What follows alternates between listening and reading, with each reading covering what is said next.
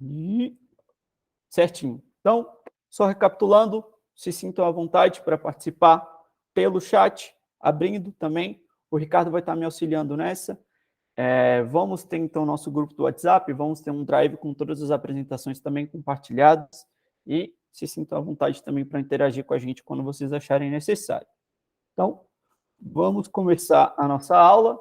Então, para essa primeira aula, a gente vai ter algumas explicações gerais, o que a gente vai estudar, e principalmente o grande objetivo dessa aula de hoje é a gente entender alguns dos personagens principais, entender algumas das organizações, os movimentos principais, para que quando a gente esteja falando um pouco mais a fundo do assunto, isso não seja totalmente estranho para aqueles que nunca ouviram, para aqueles também que especificamente em um conflito, em um movimento, em um episódio histórico, não tem um conhecimento tão profundo. Então, é realmente para a gente colocar todo mundo no mesmo nível, tá?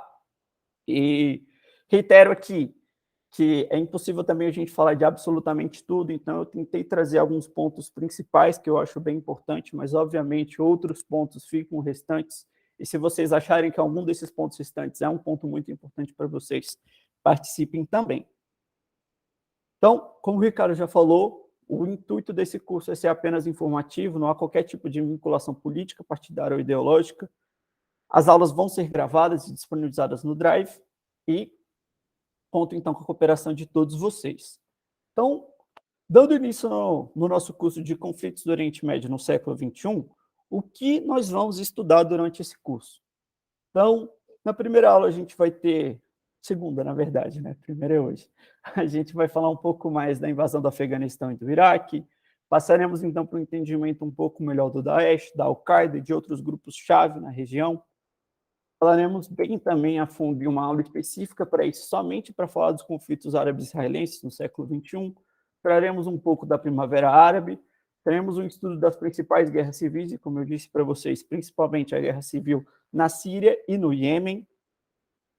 Faremos também um pouco do estudo das proxy wars, essas guerras de procuração, guerras indiretas também entre o Irã e a Arábia Saudita. Entender um pouco mais a Turquia de Erdogan, e também, para finalizar o curso, a gente vai para um pouco de conjuntura atual. Então, para iniciar, e para estar tudo bem claro também para todo mundo, onde fica o Oriente Médio?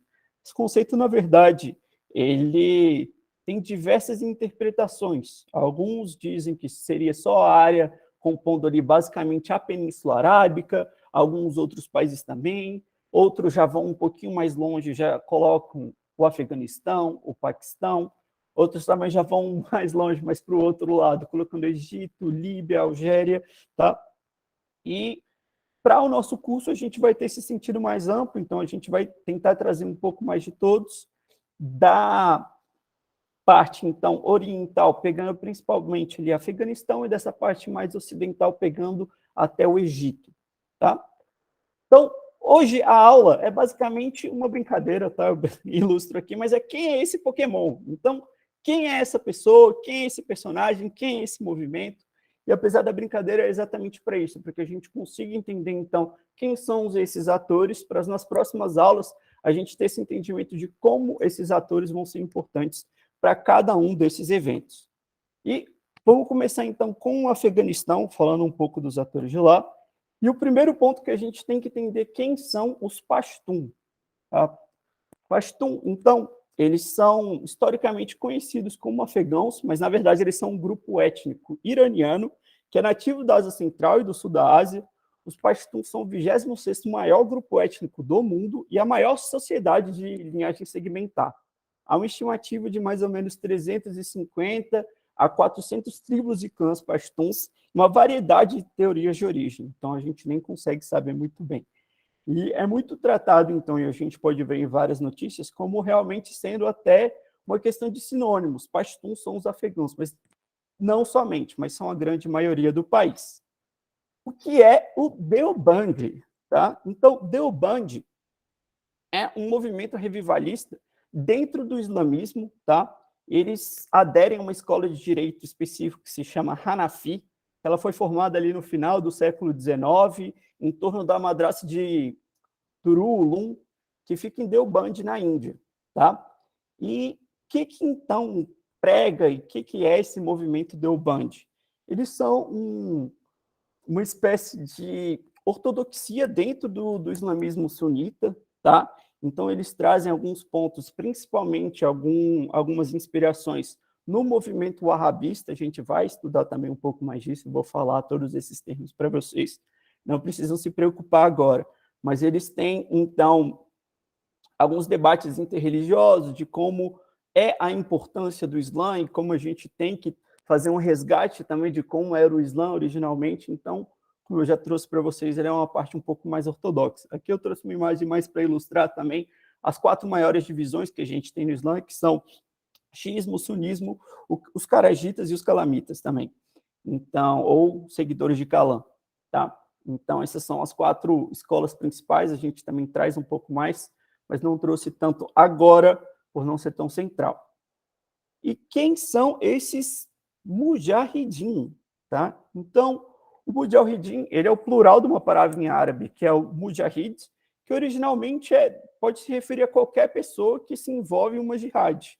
Uma jihad sendo, então, uma luta por justiça, uma conduta correta. A jihad é uma luta pela regra divina, e ela é uma interpretação, então, dessa jurisprudência do Islã com a luta em nome de Alá, ou também em nome de Alá para a proteção de uma comunidade. Tá? Então, o uso generalizado da palavra em inglês começou como referência, principalmente aos grupos militantes da guerrilha, liderados pelos combatentes afegãos no conflito soviético-afegão, mas hoje em dia a gente já tem esse termo sendo estendido para outros grupos jihadistas, como países como o Mianmar, a Birmânia, o Chipre, as Filipinas. Então, esse termo moderno, ele vem de um islâmico revivalista do século XIX, tá? Que é o Syed Ahmad Barelvi, que ele lutou contra a expansão Sikh e contra o domínio da Companhia das Índias, e que também contou com a ajuda de algumas dessas tribos Pashtun, e por isso que a gente tem, então, também uma união e um entendimento um pouco mais desses mujahedin junto com os Pashtun. Tá? Então, agora, entendendo um pouco mais do Talibã. O que é o Talibã, então? O Talibã, gente, pode ser traduzido, ou melhor entendido, como estudantes ou buscadores da verdade, e eles são um movimento fundamentalista islâmico Deobandi, formado por pashtuns. Então, por isso que eu já até trouxe também antes para vocês, para a gente já estar nessa mesma página, tá? Então, eles pregam esse movimento político jihadista no Afeganistão. Eles já chegaram a governar cerca de 3/4 do país, ali de 96 a 2001, criaram, então, o Emirado Islâmico do Afeganistão. Hoje em dia já voltaram ao poder de novo, mas sem dar muito spoiler. Mas como nasceu, então, o Talibã? O Talibã ele surge em 1994 com algumas das facções mais proeminentes na Guerra Civil do Afeganistão e consiste em grande parte de estudantes, ou talibs, das áreas Pashtun do leste e do sul do Afeganistão, que haviam sido educados em escolas islâmicas tradicionais, ou madraças, tá? E sob a liderança de uma pessoa chamada Mohammed Omar Mujahid, ou Mullah Omar, o movimento se espalhou pela maior parte do Afeganistão, afastando do poder, então, o que a gente conhece como os senhores da guerra, que são realmente o rescaldo desses mujahidin depois da retirada soviética do Afeganistão. Bruno, rapidinho. Claro. Essa região dessas escolas é ali perto da fronteira com o Paquistão? Sim, exatamente ali. Exatamente ali. Isso aí, valeu. Por nada. Então, agora falando um pouco mais de uma figura central, quem é Hamid Karzai? Tá? Então, o Hamid Karzai, ele serviu como presidente do Afeganistão, então ele foi o primeiro presidente do Afeganistão após a retirada do Talibã do poder. Ele serviu como presidente do Afeganistão de 22 de dezembro de 2001 a 29 de setembro de 2014, se minha memória não me engana, eu acho que está tudo bem. Ele é o Khan da tribo, o Khan, ou o chefe da tribo Pashtun Popazai Durrani, na província de Kandahar. Então, ele nasce e ele ganha um pouco mais de atenção no cenário, não só regional, nacional e internacional, mas sendo uma das grandes vozes na luta contra os talibãs, tá? Então, ele vem realmente como um chefe tribal, vai ganhando mais apoio à medida que tem uma série de conquistas, não só militares, mas também conquistas estratégicas. Então, ele consegue chegar ao poder. Ele inicialmente sobe ao poder como um presidente interino da administração provisória, mas depois a gente tem um evento que se chama Loya Jirga, que eu vou falar também para vocês o que é a Loya Jirga, mas que é basicamente um conselho dos sábios, que também escolhem depois para ele continuar, e a gente vai saber um pouco mais depois como ele chegou a ficar até 2014. Tá? Então, temos a Aliança do Norte. A Aliança do Norte foi uma aliança militar de grupos que operou ali entre 96 e 2001 no Afeganistão, para exatamente nessa luta contra o Talibã. A Frente Unida foi originalmente montada por alguns líderes também do Estado Islâmico do Afeganistão, particularmente o presidente Burhanuddin Rabbani e o ex-ministro da Defesa, o Ahmad Shah Massoud, e inicialmente ela era composta basicamente por tajiques, ou pessoas do Tajiquistão, mas em 2000 a gente tem uma entrada de diversos outros líderes, ganha também um apoio político, e a Aliança do Norte vira um ator muito importante para a gente conseguir entender também o cenário político no Afeganistão. Tá? A gente tem aqui também o Ashraf Ghani, que ele atuou como o 5º presidente do Afeganistão. Ele foi presidente de setembro de 2014 até agosto de 2021. E ele, em 1960, tá? Então ele foi fazer seus estudos fora, ele estudou na American University de Beirute, ele teve um PhD na Colômbia, ele foi professor de antropologia na Johns Hopkins University, ele teve alguns cargos bem interessantes. Aliás, em 2013, salvo engano, foi feita uma pesquisa online e ele foi eleito em 50º lugar como um dos 100 maiores intelectuais do mundo, pela Foreign Policy. Tá? Então, ele tem um papel também bem importante para a gente conseguir entender, principalmente essa fase mais recente do conflito no Afeganistão. Tá? E a Loya Jirga, como eu falei já para vocês um pouco, a Loya Jirga é uma assembleia de líderes que toma as decisões por consenso de acordo com o Pashtunwali. O que é o Pashtunwali? Ele é o código social dos Pashtun. Tá? Então, é o que rege. A gente pode fazer até um comparativo que seria, assim, vamos colocar, seria a Sharia. Tá? Então, é um código social, e não só social, ele também vira um código de leis, ele também vira um código político, mas é o que rege, então, o funcionamento das tribos do povo pashtun como um todo. Historicamente, a Loya Jirga é um grande conselho, ele é convocado para eleger um chefe de Estado, aprovar uma nova Constituição ou resolver questões críticas aos pashtun. Então, pashtun aqui a gente não pensa somente em Afeganistão, mas também os pashtuns do Paquistão. Tá? Em dia 11 de março desse ano, teve uma reunião inaugural do Pashtun da Loya Jirga, tá? Foi realizada em Banu e foi principalmente para discutir as questões críticas enfrentadas pelos Pashtuns no Paquistão e no Afeganistão atualmente. Então, bem recente aí para a gente. Então, passando agora um pouco mais, falar agora da Arábia Saudita. E a gente não poderia começar por outro ponto, senão falando da família Al Saud, da Casa Saud. Então, a Casa Saud é a família real governante da Arábia Saudita. Ela é composta pelos descendentes de Mohammed bin Saud, que foi o fundador do Emirado de Diriyah, que também é conhecido como o primeiro Estado saudita, que foi ali mais ou menos de 1727 a 1818.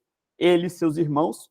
Embora atualmente a facção dominante seja liderada principalmente pelos descendentes do Abdulaziz bin Abdul, que também ele é conhecido como o fundador da Arábia Saudita moderna. Então, é uma fase um pouco mais recente.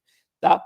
Então, a gente pode pensar na Casa de Saúde como com 3 fases no poder, tá? Com 3 divisões ali até para chegar ao que a gente conhece hoje como o Reino da Arábia Saudita. Então, a gente teve esse primeiro momento, que foi o Emirado de Diriyah, tá? Então, 1727 a 1818, e ele é fortemente marcado principalmente pela expansão do salafismo, também vou falar aqui que é salafismo, tá, gente? Então, a gente tem um segundo momento, que é o Emirado do Najd, então, que é o segundo Estado saudita, que é mais ou menos de 1824, a 1891. Então, a gente tem o terceiro Estado saudita, que começa ali mais ou menos a autoproclamação em 1902, que evolui em 1932 para o que a gente conhece hoje como o Reino da Arábia Saudita. Tá? Então, falar um pouco mais agora sobre sunismo. Então, o que é o islamismo sunita? Tá? O sunismo, ele então é o maior ramo do islamismo, ele é seguido por cerca de 85% dos muçulmanos no mundo, e seu nome, então, a sua origem vem da palavra sunna, que refere-se basicamente às tradições de Maomé.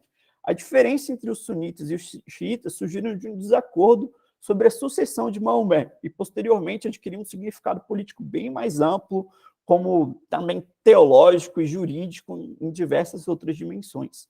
Tá?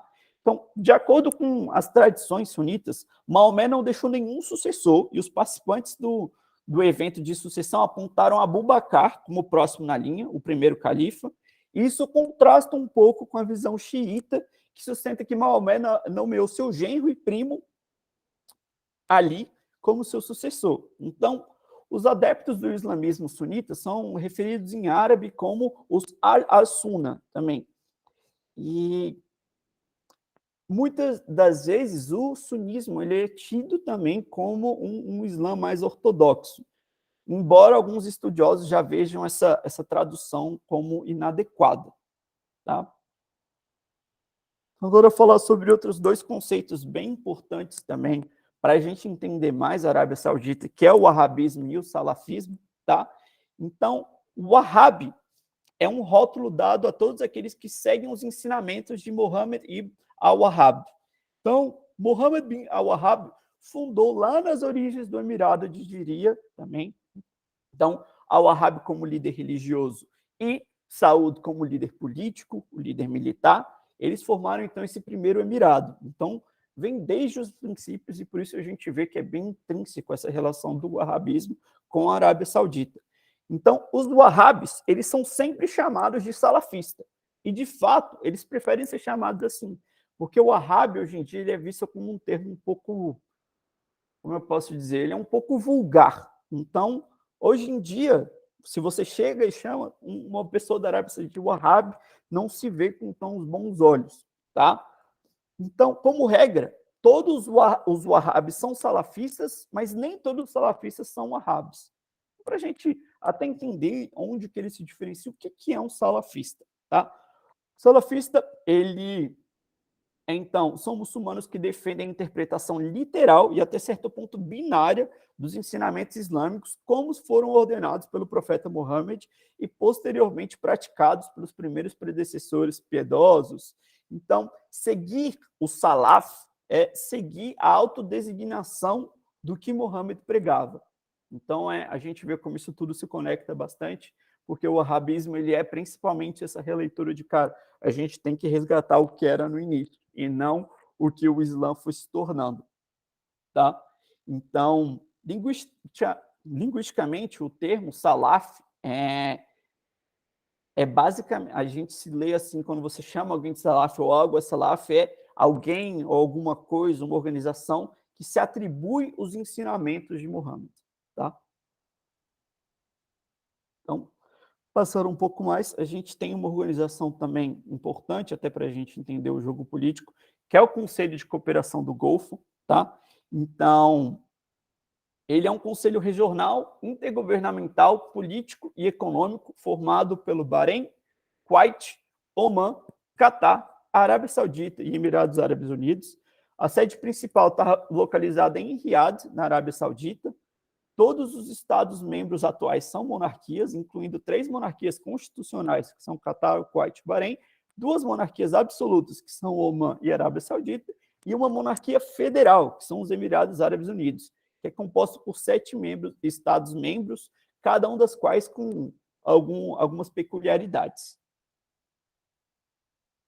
A gente tem também a OPEP, que é a Organização dos Países Exportadores de Petróleo.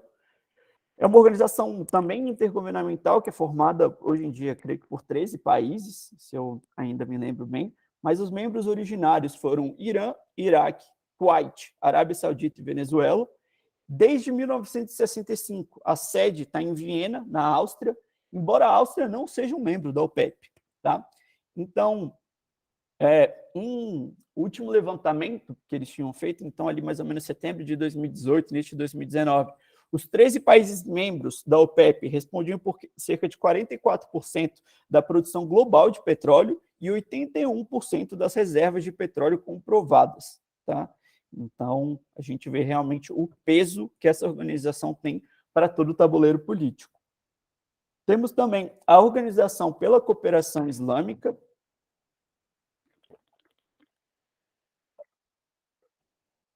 que foi fundada em 1969 e consiste de 57 Estados-membros. A organização afirma que é a voz coletiva do mundo muçulmano e trabalha para salvaguardar e proteger os interesses do mundo muçulmano no espírito de promover a paz internacional e a harmonia. Então, a Organização pela Cooperação Islâmica tem delegações permanentes nas Nações Unidas e também na União Europeia. Tá? Então, a gente vê também que tem uma entrada bem importante dessa organização. Vamos entender agora o termo sheik, tá? Então, sheik, originalmente, o termo não se sabe exatamente quando ele foi criado, mas ele é usado para a gente se tratar de um patriarca de uma tribo, de uma família, o chefe, ou também aquele que manda politicamente falando. Então, qualquer uma dessas vertentes, qualquer uma dessas interpretações, a gente pode ter esse uso do termo sheik, tá? Então, agora falando mais especificamente também das figuras, a gente tem o rei Abdullah, que o nome completo dele é Abdullah bin Abdulaziz Al Saud, tá? Ele foi o rei da Arábia Saudita de 1º de agosto de 2005 até sua morte em 2015. Antes da sua ascensão, ele era o príncipe herdeiro da Arábia Saudita e ele era o 10º filho do rei Abdulaziz, que a gente já falou que é tido como esse pai moderno, né? Então, durante seu reinado, ele manteve relações bem estreitas, principalmente com os Estados Unidos e o Reino Unido, comprou bilhões de dólares em equipamentos de defesa de ambos os estados. Ele também deu às mulheres o direito de votar em conselhos municipais e competir nas Olimpíadas. Então, só a partir de 2005 que a gente tem isso. Passando... Perdão, gente. Então, agora passando aqui para o rei Salman, tá? Que é Salman Abdulaziz Al Saud. Então, ele vem nessa figura de rei desde 23 de janeiro de 2015, tá? Então, antes de sua ascensão, ele também foi o príncipe herdeiro. Então, a gente já consegue entender bem como funciona esse jogo do trono na Arábia Saudita. Ele foi bem importante em algumas iniciativas, principalmente no que se toca na intervenção saudita na guerra do Iêmen, a visão saudita de 2030, um decreto também em 2017 que permitia que as mulheres sauditas dirigissem, sim, só em 2017 isso foi possível, tá? E ele tem, então, como seu filho, o nosso queridíssimo Mohammed bin Salman, tá? Também chamado de MBS, tá? Então, ele, hoje em dia, mesmo sendo o príncipe herdeiro, ele é de grande poder na alcunha política, de todos os âmbitos políticos também da Arábia Saudita. Não vou falar muito mais dele, porque ele pode estar escutando a gente, então também não quero aqui causar nenhum tipo de atrito com o MBS, porque não sei o que vai acontecer, mas Bin Salman, ele é muito conhecido principalmente por trazer um pouco mais de modernização também para as ideias de governo. Então, ele que traz, por exemplo, a abertura de diversos cinemas, o contato com culturas ocidentais e orientais, mas para fora são pautas do MBS. Então, apesar de ter esse teor bem autoritário, ele trouxe uma série de medidas de modernização também para a Arábia Saudita, sendo muito importante. E a sua virada, então, ele assumindo como príncipe herdeiro, e também como vice-primeiro-ministro e ministro da Defesa da Arábia Saudita. Então, uma série de outros acontecimentos acontecem muito por conta da sua posição e dos seus direcionamentos. Tá? Então, falar um pouquinho agora da Liga Árabe. Então, a Bruna já vai conhecer um pouco mais. Então, formalmente, a Liga Árabe é uma organização regional do mundo árabe, que está localizada no norte da África, África Ocidental, África Oriental, Ásia Ocidental. A Liga Árabe foi formada no Cairo, em 22 de março de 45, e inicialmente tinha 6 membros: o Egito, o Iraque, a Transjordânia, né, que hoje conhecemos como Jordânia, foi renomeada em 1949, o Líbano, a Arábia Saudita e a Síria. O Iêmen ingressou como membro em 5 de maio de 45, então um pouquinho depois, cerca de 2 meses depois. Atualmente, a Liga tem 22 membros, mas a participação da Síria está suspensa desde novembro de 2011. O principal objetivo da Liga Árabe é aproximar as relações entre os Estados-membros e coordenar a colaboração entre eles, salvaguardar a sua independência, a sua soberania, considerar de uma maneira geral os assuntos e interesses dos países árabes. A organização ela recebe um nível relativamente baixo de cooperação em toda a sua história, apesar de ser bem marcante. Então, agora passando já para outra realidade, para outro país, vamos falar um pouquinho aqui do Bahrein, tá? Então, falando do rei Hamad bin Isa al-Khalifa, então, ele é o rei do Bahrein desde 14 de fevereiro de 2002, depois de também governar o Bahrein como emir, tá? Ele faz parte, então, dessa dinastia al-Khalifa, que governa o Bahrein desde 1783, tá? Então, é uma figura bem importante, que também perpassa dos mais diversos níveis aí para os posicionamentos do Bahrein. Então, agora trazendo um pouco mais do Catar, a gente tem o Hamad bin Khalifa Al Thani, tá? Então, ele é um membro dessa família real Al Thani do Catar, ele já foi emir governante ele foi o emir governante de 1995 até 2013, quando ele abdicou do trono para entregar para o seu filho Tamim bin Hamad Al Thani. Então, Hamad ele tomou o poder do seu pai em um golpe de Estado sem derramamento de sangue. Durante seu governo, de 18 anos, a produção de gás natural atingiu cerca de 77 milhões de toneladas, tornando o Catar o país mais rico do mundo per capita, com a renda média no país de mais ou menos 86 mil dólares por ano por pessoa. Então, durante seu reinado, inúmeros eventos esportivos e diplomáticos ocorreram no Catar. A gente sabe também que tem um evento chegando que ninguém está nem ansioso para isso, mas vai acontecer aí no fim do ano. Ele estabeleceu também autoridade de investimentos no Catar, então ele trouxe também uma série de outras medidas bem importantes para a modernização do Catar e para trazer o Catar com a força que ele tem hoje em dia. Então, aqui temos uma foto do nosso presidente, mas eu trouxe essa foto principalmente porque ele entrega, então, para o atual emir do Catar a camisa do Flamengo, tá? Então, Tamim bin Hamad Al Thani, ele é o atual emir do Catar. Ele também tem um posicionamento um pouco mais restrito do que foi o pai dele, ele tem uma série de medidas de restrição de direitos políticos e civis, e os partidos políticos são proibidos. Ele esteve envolvido em diversos esforços para aumentar o perfil internacional do Catar, inclusive na compra de um time chamado Paris Saint-Germain. Então, foi pelo Tamim que essa compra ela saiu do papel. Tá? Então, agora falando um pouco mais dos Emirados Árabes Unidos, a gente tem um primeiro grande líder importante, que é o Sheikh Zayed bin Sultan, tá? E ele foi, então, a principal força motriz por trás da transformação dos Emirados Árabes Unidos. Ele, então, que teve um papel-chave na união dos 7 Emirados, tornando-se o primeiro Rais, ou presidente da União, cargo que ele ocupou por quase 33 anos, de 1971 até 2004. Ele também foi governante de Abu Dhabi por mais de 30 anos. Ele chegou ao poder com a substituição do seu irmão como governante, depois que o irmão dele foi deposto por um golpe de Estado também sem derramamento de sangue. Tá? A gente tem o Khalifa bin Zayed Al Nahyan, que foi o segundo presidente dos Emirados Árabes Unidos e também governante de Abu Dhabi, até a sua morte recentemente, em maio de 2022. Aliás, Equilibrium fez até uma postagem muito boa, gente. Se vocês não viram, confiram lá no Instagram depois. Tá? Então, o Khalifa ele era o filho mais velho do Zayed bin Sultan, foi o primeiro presidente dos Emirados Árabes Unidos. Então, durante a presidência de Khalifa, os Emirados Árabes tornaram-se uma potência econômica regional e sua economia não petrolífera cresceu muito.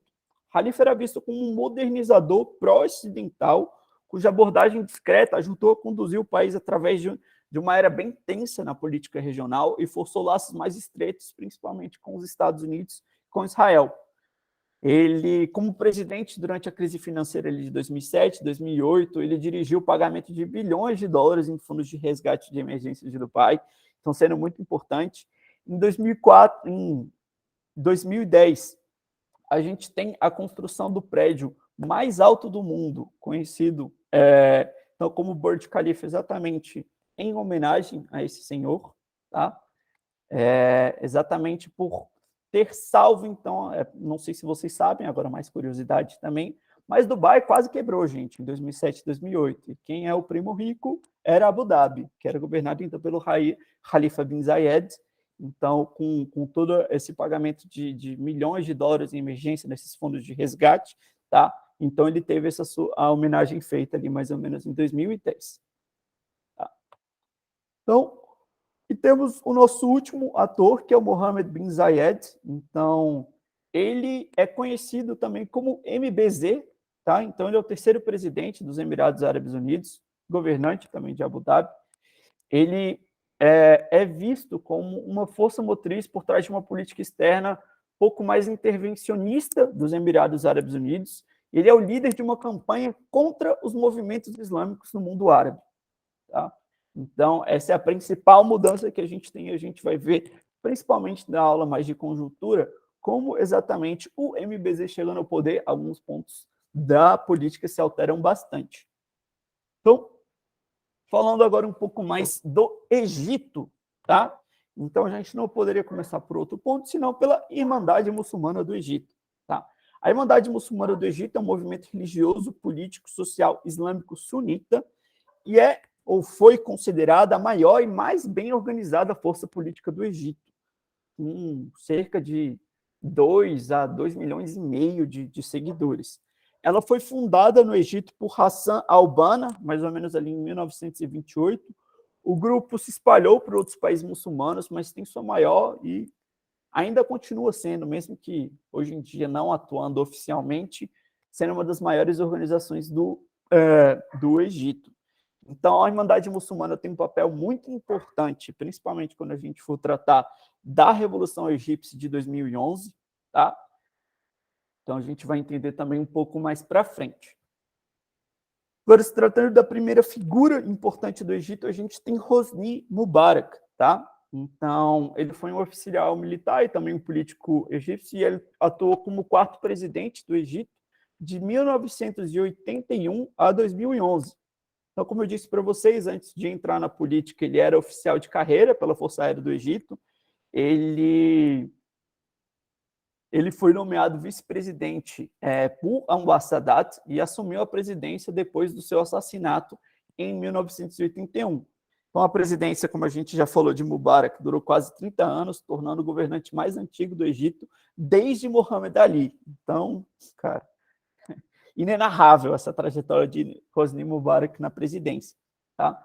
Então, antes de deixar o cargo, Mubarak também foi o quarto líder árabe mais antigo, depois de somente Muammar Gaddafi, o sultão Qaboos bin Said do Omã e o presidente iemenita Ali Abdullah Saleh. Então, o governo de Hosni Mubarak ele é repleto de pontos importantes. Eu nem consigo trazer tudo aqui, senão a gente ficaria só uma aula, mas então, nesse tempo de governo dele que a gente tem pontos importantes como os acordos de Camp David, a adesão do Egito à Liga Árabe, o papel do Egito na Guerra do Golfo, todo o apoio também ao processo de paz israelense-palestino que o Egito teve, foi muito também do seu governo, dos seus direcionamentos. Então, é uma peça bem chave se a gente quer entender um pouco mais da história do Egito. Então, após ele, temos Mohamed Morsi, tá? Que ele serviu como quinto presidente do Egito. Ele serviu, então, de 30 de junho de 2012 a 3 de julho de 2013, quando ele sofreu um golpe do general, que a gente já vai falar, que é Abdel Fattah el-Sisi, tá? Então, Mohamed Morsi era um islamista afiliado à organização da Irmandade Muçulmana. Esse é um dos primeiros pontos mais importantes na história da organização da Irmandade Muçulmana. E quando eles realmente chegam ao poder, não viram somente o partido de oposição. Ele teve um papel também assim, bem importante, principalmente por algumas declarações constitucionais que concedeu poderes ilimitados para ele para governar, legislar sem supervisão judicial ou revisão dos seus atos, que isso acabou também criando um caminho para o golpe de 2013. Tá? Então, temos aqui Abdel Fattah al-Sisi, ou El-Sisi, tá? Ele serve, então, atualmente como o 6º presidente do Egito e ele é aposentado como general das Forças Armadas, tá? Então, ele ingressou ali no Exército e ocupou diversos cargos. Ele já foi até comandante do Estado-Maior do Exército Egípcio. Ele teve estudos nas escolas de guerra dos Estados Unidos, do Reino Unido também. Então, em 2014, quando a gente já começa a entender um pouco mais os efeitos do seu governo, ele tem um governo extremamente também autoritário, que foram descritos como altamente rigorosos, tá? Então, muito mais do que Mubarak foi. Nas eleições presidenciais de 2018, Sisi enfrentou apenas uma oposição nominal, tá? Que não tinha nenhuma força. Então, realmente se perpetuou no poder desde 2013, desde quando ele chegou. Então, partir agora para o Iêmen, tá? Para a gente entender um pouco mais do Iêmen. Então, a primeira figura que a gente tem que falar um pouco mais é Ali Abdullah Saleh Al-Ahmar, que foi um político iemenita, que atuou como o primeiro presidente do Iêmen, desde a unificação iemenita, que foi em maio de 1990, até sua renúncia em 25 de fevereiro de 2012, após a Revolução Iemenita. Então, anteriormente, ele já havia servido também como presidente da República Árabe do Iêmen, ou Iêmen do Norte. Saleh, ele desenvolveu laços bem profundos com as potências ocidentais, principalmente os Estados Unidos. Então, ele foi um aliado bem importante dos Estados Unidos na guerra ao terror. O terrorismo islâmico, ele foi muito usado por Ali Abdullah Saleh para ganhar apoio ocidental e também para alguns ataques de motivação política que ele fez no país.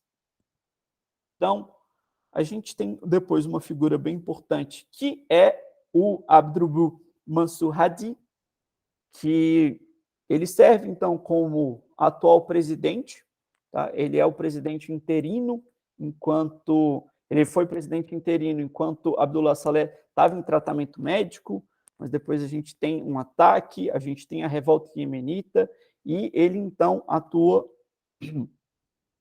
como presidente atualmente, e essa é realmente uma das grandes divisões, um dos motivos que a gente vai entender quais são os lados da guerra civil do Iêmen. Então, são com essas duas figuras base, tá?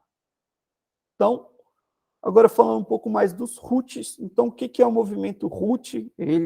Vocês podem encontrar sobre os Houthis também por Ansar Allah, tá? Ou Campeões de Deus. Então, os Houthis são um movimento político e armado islâmico que surgiu ali no norte do Iêmen, mais ou menos nos anos 90, tá? O movimento Houthi, ele é predominantemente xiita e zaid, tá? E ele tem uma liderança muito forte da tribo Houthi, tá? Então, os Houthis têm uma relação bem complexa com os muçulmanos sunitas do Iêmen, na verdade. O movimento discriminou os sunitas por grande parte, mas acabou também, em dado momento do conflito, recrutando os sunitas e tornando eles aliados. Então, a liderança mais importante dos Houthis foi Hussein al-Houthi, e o grupo, então, ele surge principalmente como uma oposição ao ex-presidente iemenita Ali Abdul Saleh, quem eles acusaram de corrupção financeira maciça, criticaram por ser um apoiador da Arábia Saudita, dos Estados Unidos, e principalmente fazendo tudo isso à custa do povo iemenita, tá? Tem alguma pergunta? Eu ouvi só o barulhinho. Tem uma pergunta do Gabriel. O que está escrito nessa bandeira Houthi é um absurdo demais de ser entendido. É um comentário, não uma pergunta. Perfeito, perfeito. A gente vai falar um pouco mais também sobre essa bandeira na aula específica. Tá? Então, agora falando também de uma outra parte-chave, que é Israel. Então, para entender Israel, eu trouxe aqui principalmente algumas das figuras. Eu não podia também começar por outra pessoa, senão Ariel Sharon. Tá? Então, Ariel Sharon, ele foi um general e político israelense que serviu como 11º ministro de Israel de março de 2001 até abril de 2006. Sharon foi comandante do Exército de Israel desde a sua criação, em 1948.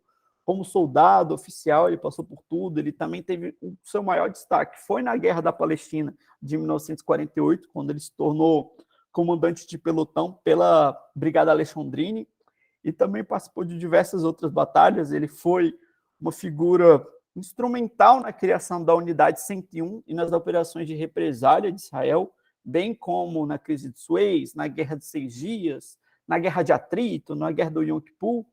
E Isaac Rabin, que é também uma outra figura importante que a gente não trata tanto agora, mas ele chama Sharon como o maior comandante de campo da história de Israel. Então, você vê realmente a importância dessa figura. Então, após ele se aposentar, ele entrou na política, juntando-se ao partido do Likud, tá? E ele serviu também em diversos cargos ministeriais, e principalmente então nessa era governada pelo Likud ali de 77 a 92 e de novo em 96 a 99. Ele, como ministro da Defesa, dirigiu a Guerra do Líbano de 1982. E então, aliás, um ponto bem interessante até que a gente não trata aqui do curso, mas foi feito posteriormente, depois falando da Guerra do Líbano de 82, um inquérito oficial que descobriu que ele tinha realmente uma responsabilidade pessoal pelo massacre de Sabra e Shatila, e recomendou, então, que ele fosse removido desse cargo de ministro da Defesa. Então, a cumplicidade de Ariel Sharon percebida no massacre levou ele a ser conhecido como o açougueiro de Beirute. Tá? Então, é outro nome que a gente também pode encontrar. Uma outra figura importante também que perpassa alguns eventos-chave que a gente vai estudar é Ehud Olmert, e ele serviu como 12º primeiro-ministro de Israel de 2006 a 2009. Antes disso, ele já tinha sido ministro de gabinete também de 88 a 92, mais ou menos de 2003 a 2006 também. Entre seu primeiro e segundo mandato como membro de gabinete, ele também serviu como prefeito de Israel, e depois de servir como primeiro-ministro, ele foi condenado a cumprir uma prisão por acusações de aceitar suborno e obstrução da justiça durante seus mandatos como prefeito de Jerusalém e também como ministro do Comércio. Então, falando de acusações de suborno e obstrução, a gente não poderia falar de outra pessoa senão do nosso querido Bibi, ou Benjamin Netanyahu, tá? Então, Netanyahu atualmente ele ocupa o cargo de líder da oposição, presidente do Likud, que é esse movimento liberal de... Eita, peraí que tem alguém querendo entrar. Certinho agora, todo mundo aqui. Acho que agora foi, né? Então, ele serviu no cargo por um total de 15 anos, tornando-se o primeiro ministro israelense mais antigo da história. Também ele foi o primeiro-ministro, ele foi o primeiro-ministro a nascer em Israel após sua declaração de independência. Ele nasceu em Tel Aviv, de pais judeus também. Então, ele, acho que automaticamente, quando a gente pensa em força política de Israel, a gente pensa também nessa figura do Bibi, tá? E atualmente a gente tem a figura do Naftali Bennett, tá? Que ele é o atual primeiro-ministro de Israel. Ele serviu também como ministro de Assuntos da Diáspora de 2013 a 2019, já foi ministro da Educação. Ele lidera, então, um partido conhecido como a Nova Direita desde 2018. E ele também já liderou o Partido da Casa Judaica, um pouco antes de 2011, 2012 até 2018. Tá? Então, essa é a figura atual que agora a gente tem que pensar em Israel. E agora, indo para o Irã. Então, a gente também não poderia começar o Irã sem falar dessa figura-chave, que é Ali Khamenei. Ele já tinha sido anteriormente, antes do chefe do Estado, o líder máximo também do Irã, ele já tinha ocupado o cargo de presidente, tá? Então, tem alguns pontos bem engraçados da vida de Ali Khamenei, que, segundo no seu site oficial, Khamenei foi preso 6 vezes antes de ser exilado por 3 anos durante o reinado do Shah Reza Pahlavi. Tá? Então, a gente tem uma maior importância de Ali Khamenei, principalmente ali após a Revolução Iraniana, que derruba o Shah. Ele foi alvo de uma tentativa de assassinato em junho de 81 e paralisou completamente seu braço direito. Então, opa, esse aqui sem querer.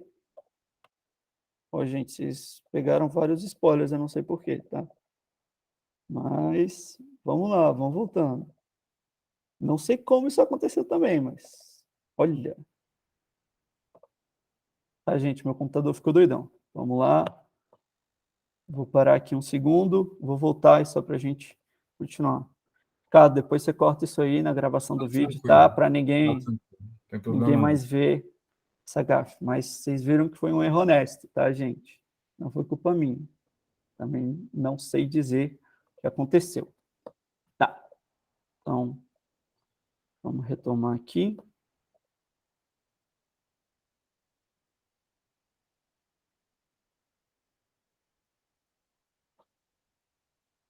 Estão conseguindo ver a tela? Tá certinho aí? Ou não? Está aparecendo a apresentação, mas pelo menos aqui para mim não está aparecendo a apresentação nenhuma ainda, só está que está apresentando. Tá, deixa eu tentar aqui. Vamos de novo. Problemas técnicos dessa nossa vida virtual, né, gente? Acontece nas melhores famílias, Nos tá? últimos 2 anos ele se mostrou muito interessante. Exatamente. É tão bom em alguns pontos, mas também dificulta a nossa vida de vez em quando. Então, pronto, entrou. Ali Khamenei. Aê! Bom demais. Então, como eu estava falando para vocês, Khamenei foi um dos líderes do Irã em pontos bem importantes para a história, como a guerra Irã-Iraque. Ele desenvolveu laços estreitos com alguns poderosos da Guarda Revolucionária também. Khamenei, como eu já disse para vocês, ele serviu então como terceiro presidente de 81 a 89, tá? Então, é uma figura bem chave, porque ele então, como líder supremo do Irã, ele é a autoridade política mais poderosa da República Islâmica, ele é o chefe de Estado, ele é o comandante das Forças Armadas, e ele pode emitir decretos e tomar as decisões finais sobre as principais políticas de governo nos mais diversos campos, como economia, meio ambiente, política externa e planejamento nacional no Irã. Tá? Então, temos a figura também de Mohammad Khatami, tá? Ele é um político iraniano que serviu como o 5º presidente do Irã, e mais ou menos de 97 até 2005. Ele também já foi ministro da Cultura do Irã, de 82 a 92. E eu trago ele aqui principalmente porque ele faz parte de uma transição bem importante e ele vira um grande crítico dessa próxima figura que a gente vai ver aqui, que é o Mahmoud Ahmadinejad, tá? Mas sem dar spoiler. Então, Khatami, ele chamou muita atenção dele, porque na sua primeira eleição ele recebeu quase 70% dos votos, ele propôs algumas coisas bem interessantes durante sua campanha eleitoral, que foi uma espécie de diálogo entre as civilizações também. Ele defendeu a liberdade de expressão, a tolerância, a sociedade civil, as relações diplomáticas construtivas com outros estados, incluindo a Ásia e da União Europeia. Então, ele tem uma parte bem importante também que vai contrastar com outros pontos que a gente vai ver mais para frente. Tá? Então, a gente tem este importante ator político conservador do Irã, que é Mahmoud Ahmadinejad, que ele serviu então como 6º presidente de 2005 a 2013. Ele era conhecido por suas visões de linha dura e principalmente da nuclearização do Irã. Ele também foi o principal líder político da Aliança dos Construtores do Irã Islâmico, uma coalizão de grupos políticos conservadores no país, ele já atuou como prefeito de Teherã também. Então, durante a sua presidência, ele foi uma figura bem controversa. Ele foi altamente criticado internamente por conta das suas políticas econômicas. Ele é acusado diversas vezes por desrespeito aos direitos humanos por organizações principalmente da América do Norte e da Europa. Fora do Irã, ele foi criticado também por sua hostilidade em relação a países como Israel, Arábia Saudita, Reino Unido, Estados Unidos e outros países ocidentais e árabes.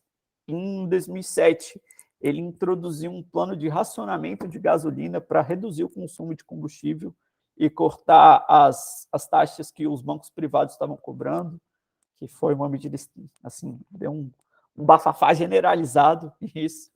Ele, como eu já disse para vocês, ele foi um dos grandes apoiadores, então, do programa nuclear no Irã, e a sua eleição por segundo mandato ali em 2009 foi amplamente contestada e levou a protestos generalizados internamente e diversas críticas de países ocidentais. Mas, no seu segundo mandato, que ele conseguiu, ele experimentou uma grande luta no poder com alguns reformadores e e alguns outros tradicionalistas, inclusive criando algumas rixas contra partes da Guarda Revolucionária e do próprio líder supremo, Ali Khamenei, por causa da demissão do ministro de inteligência. Tá? Então, são alguns pontos bem importantes que a gente tem para essa figura. A gente tem também Hassan Rouhani, que ele serviu, então, como o 7º presidente do Irã, ali de 2013 a 2021. Tá? Ele é um acadêmico, ex-diplomata, ele é um clérigo islâmico também. Ele é membro da Assembleia de Peritos do Irã desde mais ou menos 98, 99. Ele foi membro do Conselho Supremo de Segurança Nacional do Irã, também de 89 a 2021. Ele já tinha sido vice-presidente também de alguns mandatos parlamentares.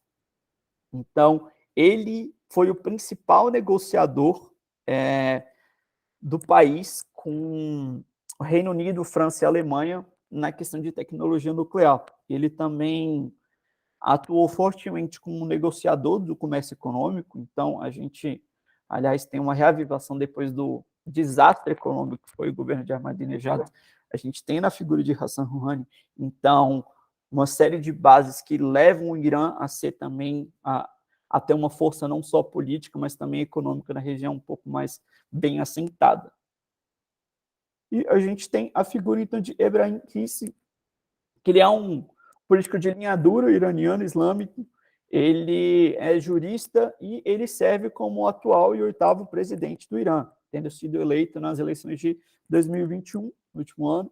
Ele também já tinha atuado em alguns cargos importantes, como procurador-geral, ele já foi chefe de justiça do Irã. E eu trouxe aqui ele, principalmente, não só por ser o atual presidente do Irã, mas ele é tido na figura do Irã como o principal candidato a sucessor do líder supremo. Tá? Então, é uma figura também bem importante para a gente já ter uma ciência. Agora, falando um pouco mais do movimento verde iraniano, que a gente vai ver um pouco para frente, o movimento verde, ou onda verde do Irã, também pode ser referido como despertar persa, primavera persa, tá? Então, tem diversos nomes.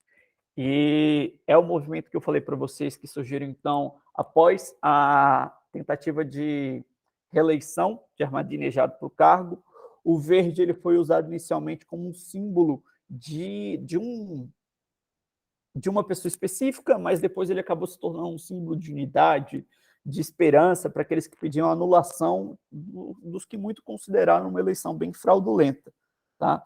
Então, os protestos do Movimento Verde foram um grande evento histórico politicamente no Irã moderno, e eles foram o maior movimento civil após a Revolução Iraniana. Tá? Então, para falar de outro ponto importante, a gente tem a Guarda Revolucionária do Irã,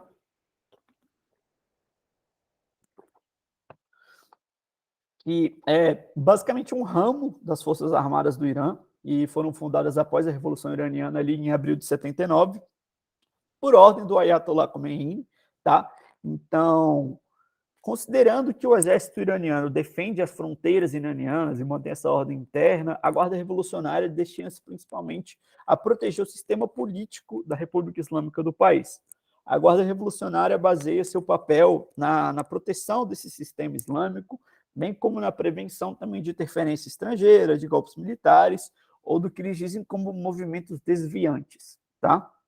Então, mais ou menos ali em 2011, que é o último levantamento que eu achei assim mais acurado, porque o resto são de mídias diferentes, a Guarda Revolucionária tinha pelo menos 250 mil militares, incluindo forças terrestres, aeroespaciais e navais.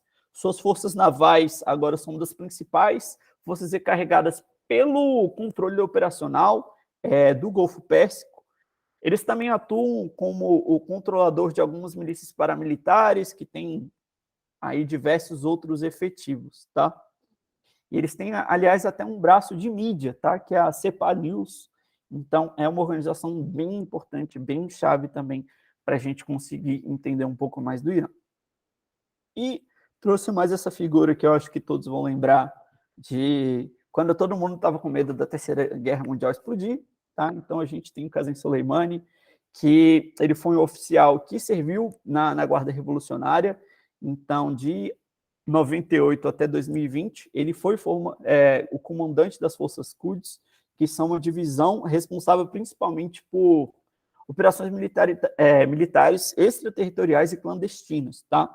Nos últimos anos, então, ele foi considerado por alguns analistas políticos como o grande braço direito do Ali Khamenei, bem como a segunda pessoa mais poderosa do Irã, tá? Então, ele teve diversos pontos importantes assim, em sua vida também, não só política como militar, mas participou da Revolução Islâmica, foi chave também, e ele liderou algumas companhias de soldados na guerra Irã-Iraque. Ele tem outros diversos pontos importantes, tá? Por exemplo, ele foi peça-chave na ajuda do fortalecimento do governo sírio quando a guerra civil eclode, tá? Ele foi um importante aliado também, principalmente para que a ajuda russa fosse mais efetiva também, então ele trouxe uma série de planos, é uma figura também bem importante para o nosso entendimento aqui no curso. E agora passando então para o Iraque, tá? A primeira figura que a gente tem chave aqui, o nosso primeiro Pokémon então é Saddam Hussein. Ele foi o quinto presidente do Iraque, e ele serviu de julho de 79 até abril de 2003, pelo Partido Ba'ath. Vou falar também um pouco mais do Partido Ba'ath, mas, basicamente, o Partido Ba'ath traz uma mistura bem grande de nacionalismo árabe com socialismo árabe, tema também que eu poderia ficar aqui horas e horas, que é um dos meus temas favoritos, que é o nacionalismo árabe, tá?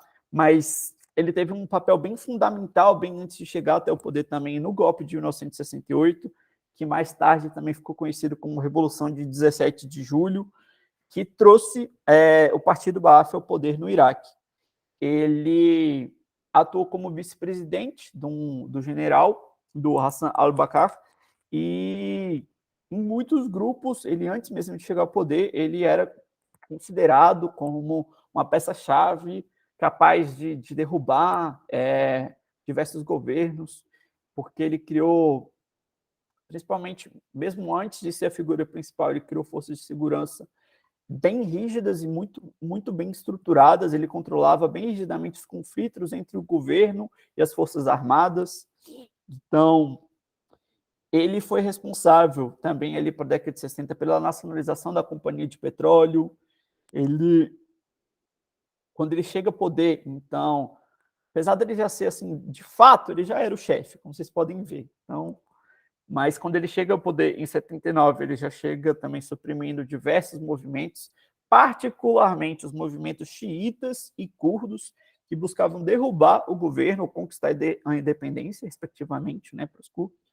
E ele manteve o poder, então, durante a Guerra do Irã-Iraque, a Guerra do Golfo. Ele dirigiu, então, o que a gente pode citar bem, entender bem, como um governo altamente autoritário, repressivo, totalitário, embora isso, assim, a aplicabilidade política possa ser um pouco contestada, mas se a gente vê assim, os permis e as principais características, são termos assim, que a gente pode usar. Então, a gente tem a figura dele bem chave, primeiramente como um aliado pró-ocidental, depois como o maior inimigo, o inimigo número 1 de toda essa caçada que vai levar também à invasão do Iraque e todos os outros pontos que a gente vai tratar um pouco mais aqui. Então, para o Iraque, a gente tem o Partido Ba'ath, como eu já falei para vocês. Ele foi fundado em 1951 no Iraque e ele foi bem chave e, principalmente, ele foi a principal força política atacada quando a invasão iraquiana em 2003 começa. Tá? Então, um dos primeiros pontos que a gente vê de mudança com a invasão é exatamente a exclusão e até a caça aos membros do Partido Ba'ath no Iraque. Então, agora se tratando um pouco mais de arma de destruição em massa. Tá? E por que o Iraque, então, fica conhecido, como que a gente vê isso, o que acontece, por que vai ser tão chave?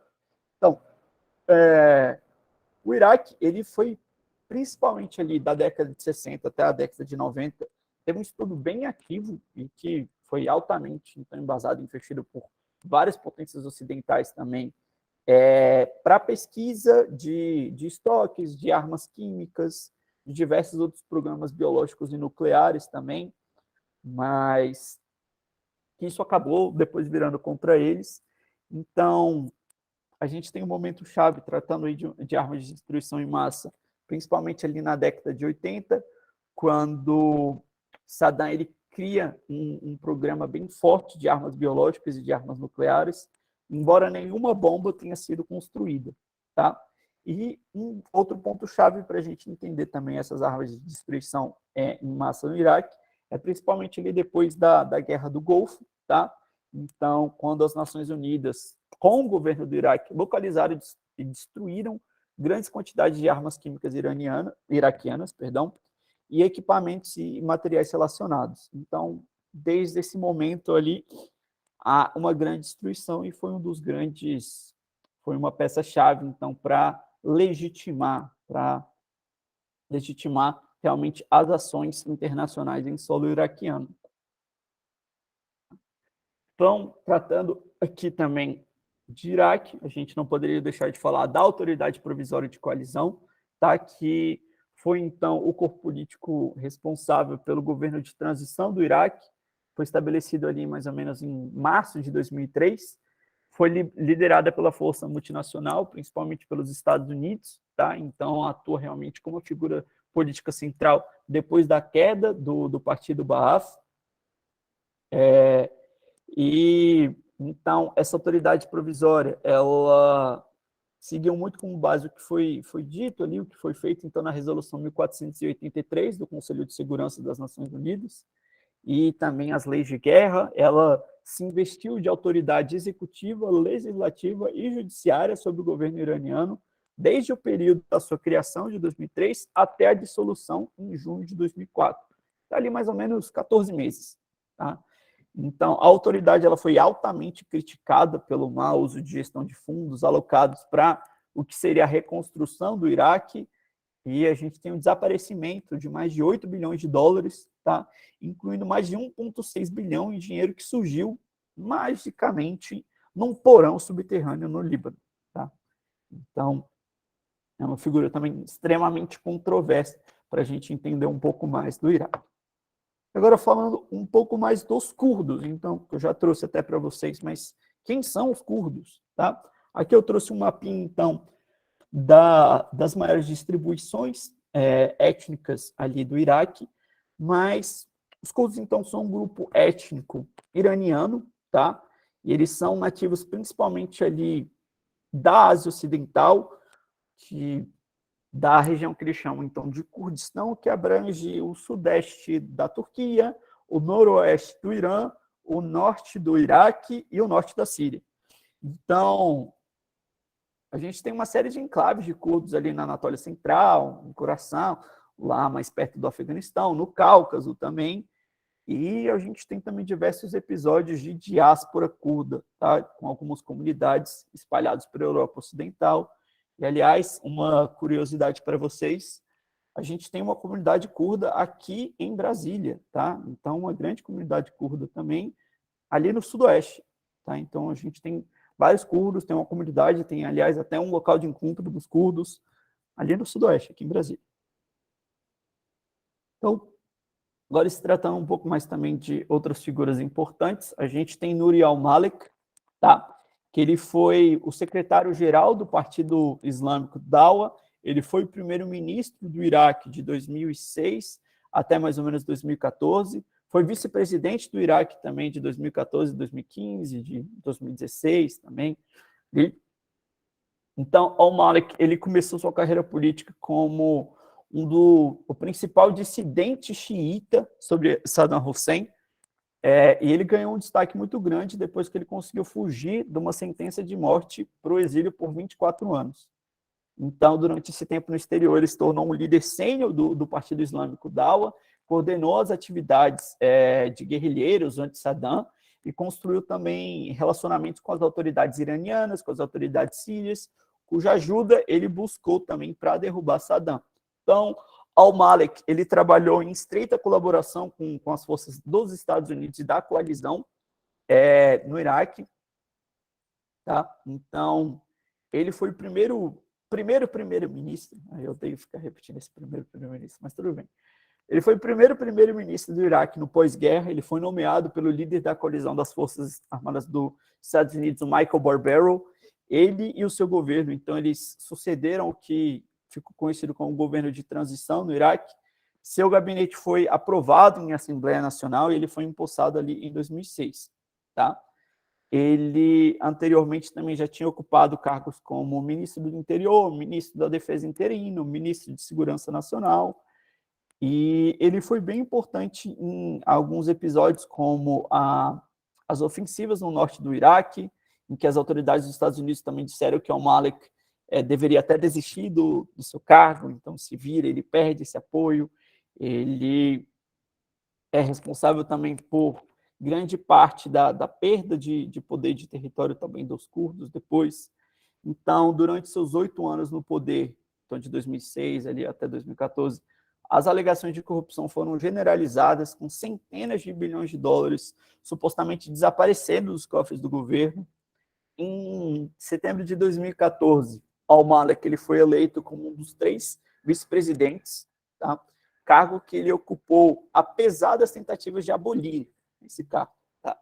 Então, também uma outra figura bem chave. Tratando agora também do movimento, a gente tem esse movimento-chave, que é conhecido como Movimento Nacional Iraquiano, que foi uma coalizão política iraquiana para contestar a eleição parlamentar de 2010 pelo cargo de vice-presidente de Nouri al-Malek. Ela acontece também principalmente em alguns pontos, como o Acordo Nacional Iraquiano, e foi uma das grandes forças também de mudança, vamos colocar aí, do Iraque já pós-invasão, pós-presença americana, tá? Apesar do seu ponto mais chave ali ser realmente como uma força de união em 2010, quando a gente tem essas mudanças de cargo, como a gente tem essa criação desses vice-presidentes, como uma figura mais bem estabelecida no Iraque. Um outro ponto bem importante também é o Exército Mahdi, ou também as Companhias de Paz. O Exército Mahdi ou as Companhias de Paz são um grupo armado iraquiano que eles são ligados à comunidade xiita do Iraque.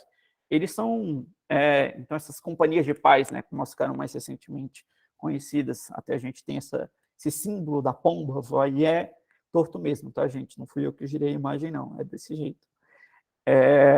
Então, eles foram realmente esse renascimento do Exército Mahdi, que havia sido criado lá em 2003 por um xiita iraquiano, que foi dissolvido. Então, o Exército Mahdi ele ganhou destaque internacional, principalmente em 2004, quando ele liderou o primeiro grande confronto armado contra as forças dos Estados Unidos no Iraque, da comunidade xiita. Então, tratava-se de uma revolta que seguiu uma proibição de um jornal, tá?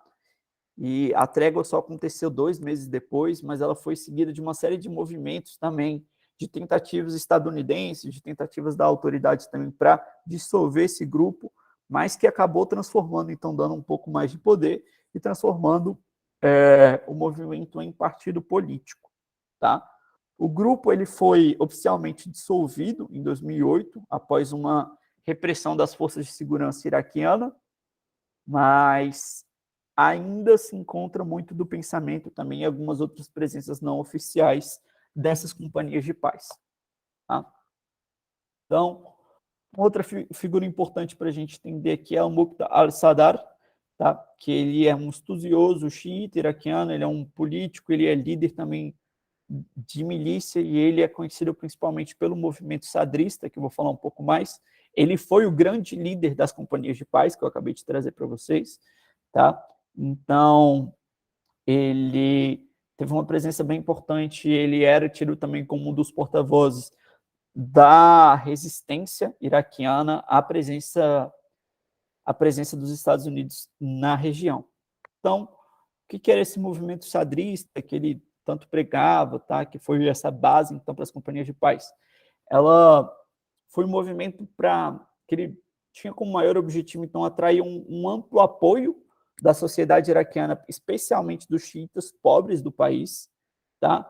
E o seu objetivo base era uma sociedade ordenada por uma combinação de leis religiosas e costumes tribais, algo que vinha se perdendo com a presença ocidental no país. Outra figura bem importante também é do Abu Musab al-Zarqawi, tá? Então, ele ficou bem conhecido depois de ir para o Iraque e ser responsável por uma série de bombardeios, decapitações e ataques durante a Guerra do Iraque, supostamente transformando uma insurgência contra as tropas dos Estados Unidos em uma verdadeira guerra civil entre xiitas e sunitas. Ele é conhecido muitas vezes também como o Sheik dos Matadores, tá? Então, ele lidera uma série de movimentos bem importantes. Ele foi também um dos principais opositores à presença de forças militares americanas e ocidentais no mundo islâmico. Ele, no final de 2004, ele se junta à Al-Qaeda e ele promete lealdade a Osama Bin Laden.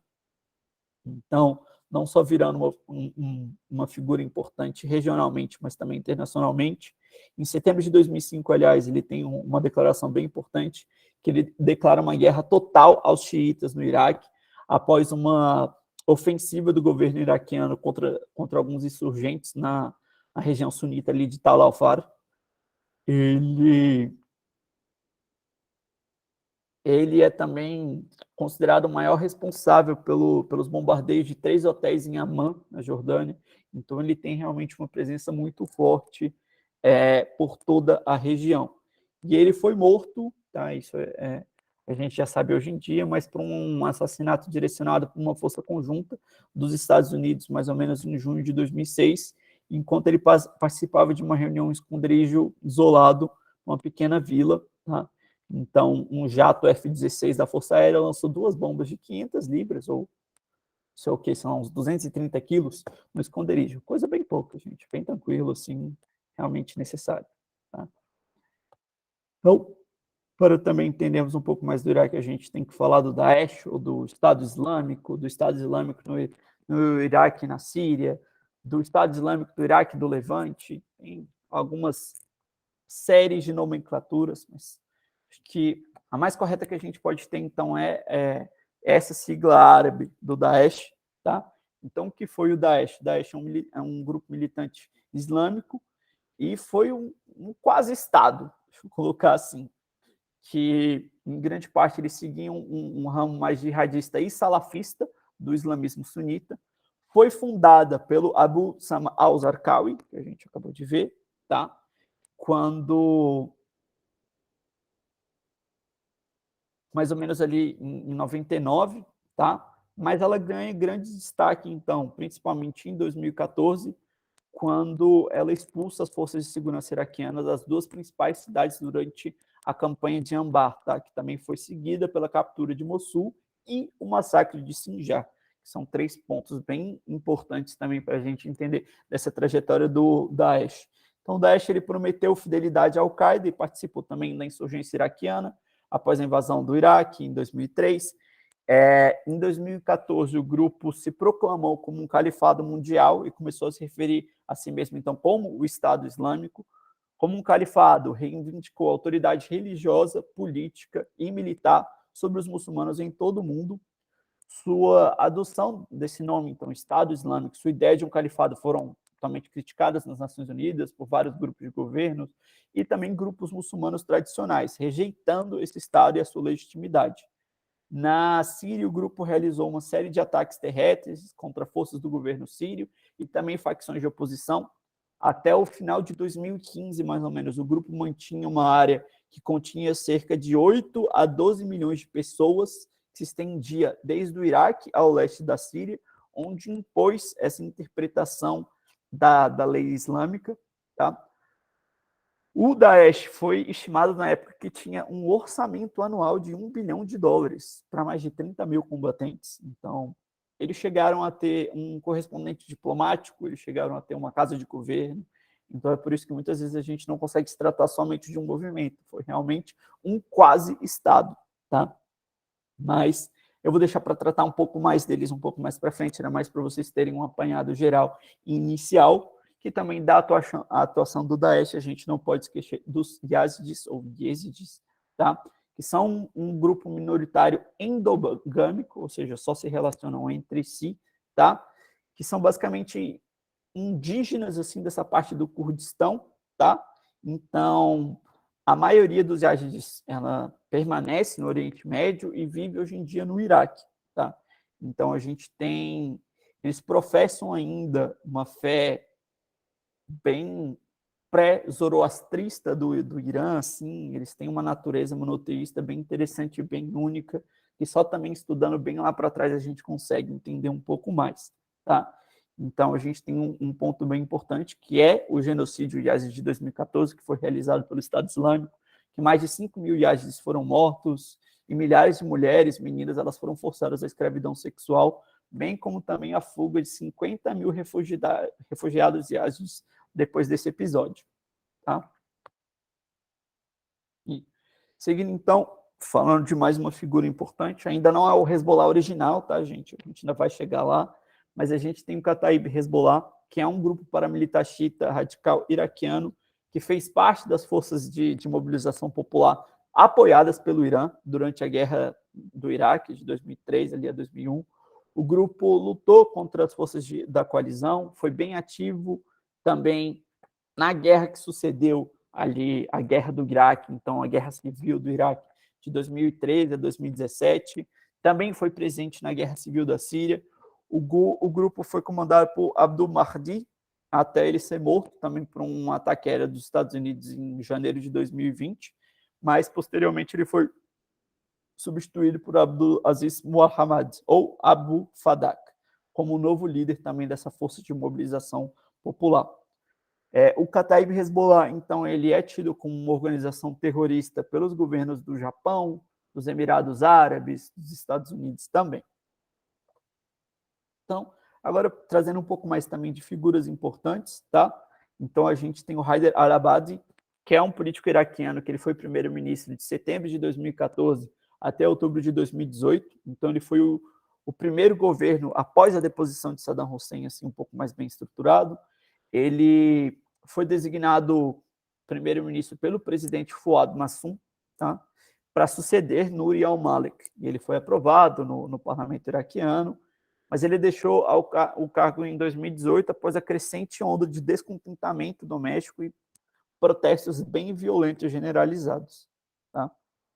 Um outro importante movimento aqui também é a Aliança Fatah, Aliança Fatah, também, ou Fatah Alliance, como ela é mais conhecida também na mídia dos Estados Unidos, ou Aliança da Conquista também, tem alguns nomes. Então, foi uma coalizão política iraquiana formada para as eleições de 2018, e os principais componentes do movimento do grupo são ligados direta ou indiretamente à força de mobilização popular, que a gente viu, que é do Kataib Hezbollah, alguns agrupamentos também de milícias xiitas que lutaram contra o Estado Islâmico ao lado do exército iraquiano, tá? E esse movimento foi chefiado principalmente pelo chefe da organização Badr, o Hadi al-Ameri. Tá? E temos aqui, então, a nossa última figura mais importante do Iraque, tá? Que é o Mustafa al-Kadhimi. Ele um político, advogado, um burocrata britânico-iraquiano, tá? Ele é ex-oficial de inteligência também, que atua hoje em dia como primeiro-ministro desde maio de 2020. Ele já tinha atuado também até como colunista e já tinha atuado também como ministro das Relações Exteriores, aqui mais a título de curiosidade.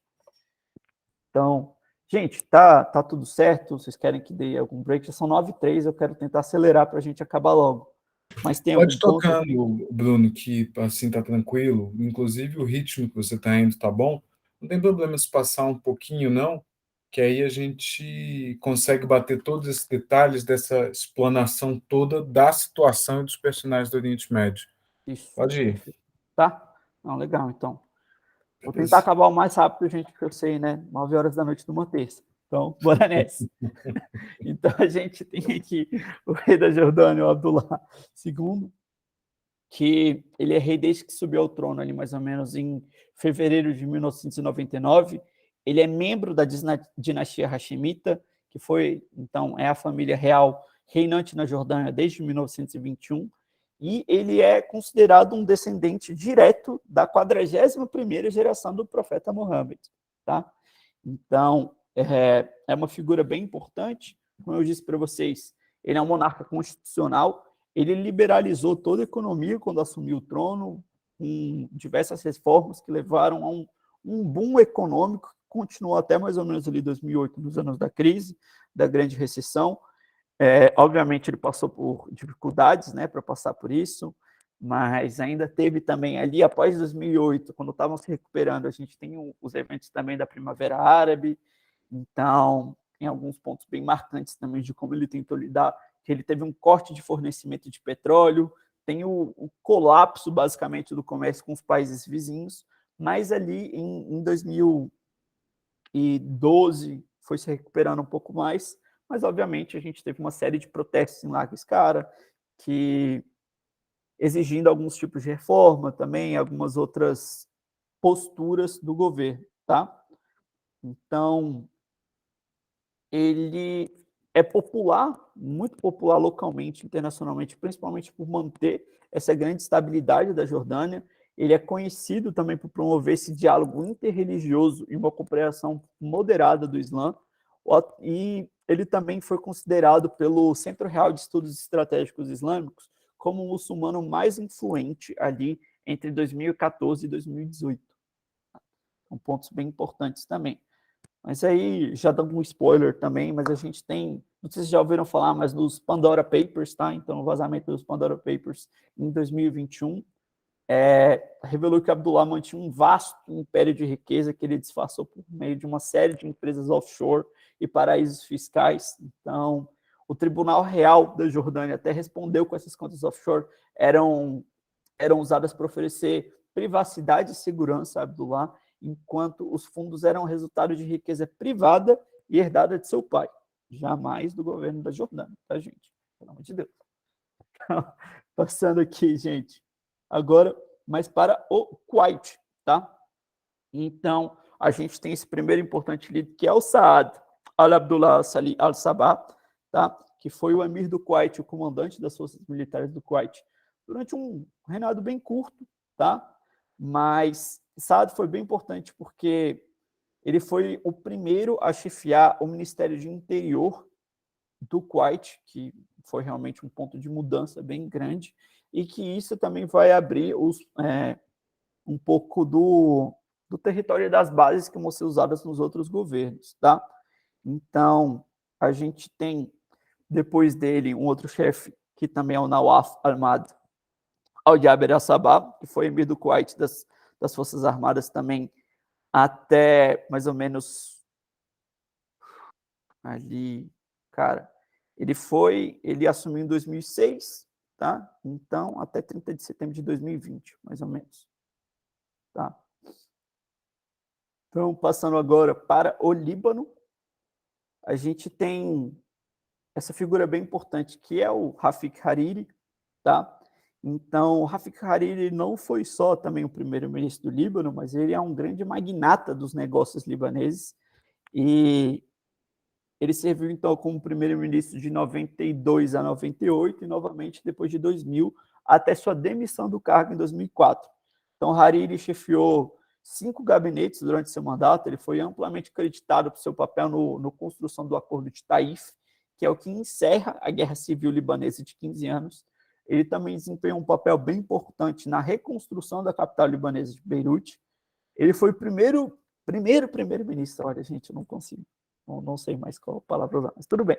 O primeiro-ministro pós-guerra civil e o político libanês mais influente e rico até o seu assassinato. Então, em 14 de fevereiro de 2005, ele é morto por um caminhão-bomba suicida em Beirute, e 4 membros do Hezbollah foram indiciados, tá? Depois pelo Tribunal Especial do Líbano. Uma outra figura também bem importante é Emile Lahoud, que serviu então como 16º presidente, tá? E sua principal conquista foi acabar com a ocupação israelense do sul do Líbano ali em 2000. Estava ocupada desde 1982, quando a gente tem também um conflito entre o Líbano e Israel. Ele minimizou em grande parte o sectarismo e rearmou também o exército libanês com a ajuda síria. No entanto, as facções e a própria política libanesa acabaram minando sua força e ele cai, então, em esquecimento. Tá? A gente tem uma outra figura importante também, que é Michel Aoun, que ele foi também ex-general militar e ele serviu como presidente do Líbano de outubro de 2016, tá? Ele assume, ele é de uma família cristã maronita, mas ele tem também assim, um passado de estudos bem rico em questão cultural, ele fez parte de diversos cursos de ligação, e ele também é bem importante porque ele se tornou o general mais jovem no comando do Exército. Aos 49 anos, ele teve um papel bem importante durante ali uma das fases da Guerra Civil Libanesa. Ele foi nomeado antes primeiro-ministro interino, e foi ele que ele declarou a guerra de libertação contra as forças do exército sírio, também em 89. Ele é uma figura também bem chave, e principalmente porque ele funda também o Movimento Patriótico Livre, ele defende a lei de responsabilidade, tá? Então, aliás, também ele é acusado internamente em alguns pontos, isso não sou eu dizendo, são os jornais também, de ser um sucessor dessas políticas de Rafik Hariri, mas que, na verdade, ele teria planejado alguma coisa também, mas nada assim oficial, tá? Isso mais a título de vocês também entenderem um pouco mais da figura. Mas o momento mais importante que a gente tem ali é no governo de Michel Aoun também. Então, a gente tem o memorando de entendimento com o Hezbollah, é muito por isso que eu trouxe, a gente ter o Hezbollah, então, não só como um grupo paramilitar, uma milícia, mas também como um grupo político, ali mais ou menos em 2006, e ele tem, assim, um passado de conflitos, e tem toda essa história bem sangrenta entre o Líbano e a Síria, com o governo também, diversos enfrentamentos, desde Hafez al-Assad até também o Bashar al-Assad, mas em 2008 ele também é o responsável por encerrar essa grande rivalidade com Damasco. Então, um outro movimento importante aqui do Líbano é o movimento Amal, que é um partido político libanês e também uma ex-milícia afiliada à comunidade xiita, tá? Então, ele nasceu ali num movimento que ficou conhecido como o Movimento dos Despossuídos, tá? E foi bem importante, principalmente na participação, então, da invasão do Líbano por Israel, ali em 1978. Teve também um papel importante como um porta-voz do que a Revolução Iraniana pregava, tá? Então, o movimento Amal é composto por uma pequena margem ali de pessoas, ainda assim, no parlamento, eles trazem, então, um pouco mais dessa voz xiita também. Eles têm cerca de 16 representantes, acho que hoje em dia, eu já não me lembro ao certo, mas, principalmente, eles têm uma aliança muito forte com o Partido Socialista Progressista e com o Hezbollah. Então, um dos maiores também pontos de de segurança também, de porta-voz ali do que o Hezbollah também traz para o ambiente político. Então, falando tanto em Hezbollah, vamos falar um pouco mais sobre ele. Hezbollah, então, a gente pode entender como uma parte de Alá, é isso que ele se prega, então. Ó. Hoje em dia, como eu disse para vocês, é um partido político xiita libanês, mas também é um grupo militante. Ele tem como seu líder principal Hassan Nasrallah, desde 1992, mais ou menos. Então, ainda tem uma parte de um conselho de jihad dentro do Hezbollah, mas também tem a sua área política, como eu já falei para vocês. O Hezbollah, então, ele vem principalmente de algumas ideias de alguns clérigos que também estudaram ali, e principalmente muito do modelo que foi estabelecido pelo Ayatollah Khomeini depois da Revolução Iraniana em 79.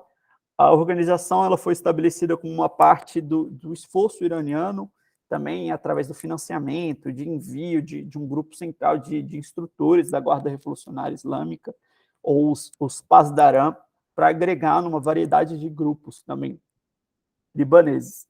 Então, eles conseguirem, principalmente assim, com esse intuito de criar uma organização unificada para resistir à ocupação israelense. Tá? Então, é exatamente ali, principalmente na invasão de 82 do Líbano, que o Hezbollah ele toma uma maior forma, ele ganha realmente, vira uma chave bem importante no tabuleiro político do Líbano.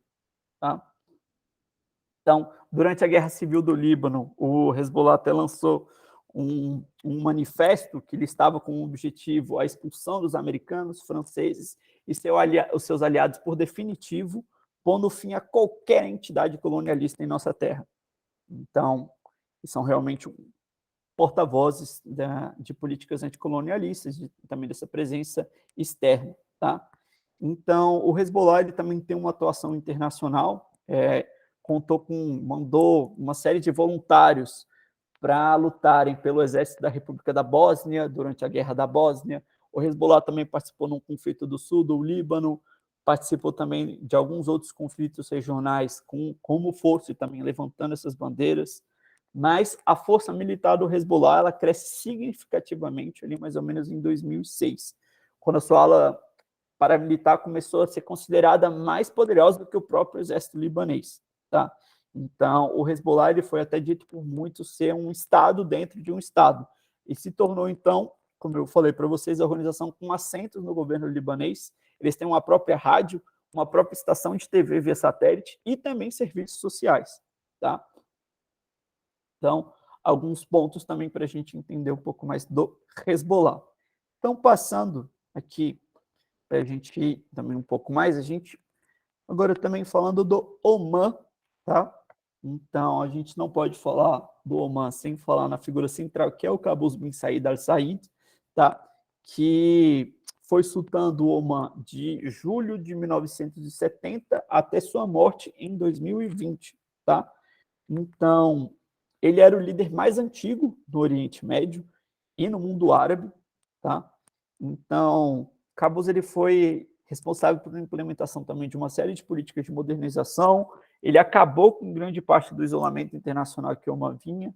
No seu reinado, viu-se um aumento nos padrões de vida, desenvolvimento do país, a abolição da escravidão só aconteceu com ele, o fim de uma série de rebeliões, principalmente da rebelião de Dhofar, que é uma das mais importantes também, e ele também promulgou a primeira Constituição do Oman como um estado mais livre, tá?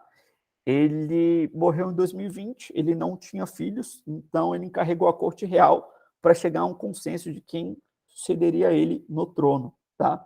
E o escolhido, então, foi o Haitham bin Tariq, tá? Então, ele é o atual sultão de Oman, e antes de se tornar sultão, ele também serviu por várias décadas no gabinete do sultão Qaboos, e eles são primos, tá? Então, ele também foi ministro do Patrimônio e da Cultura, tá? Então, ele tem uma série de pontos bem importantes também ali em toda a história política do Oman. Então, passando agora para a Palestina. Tá?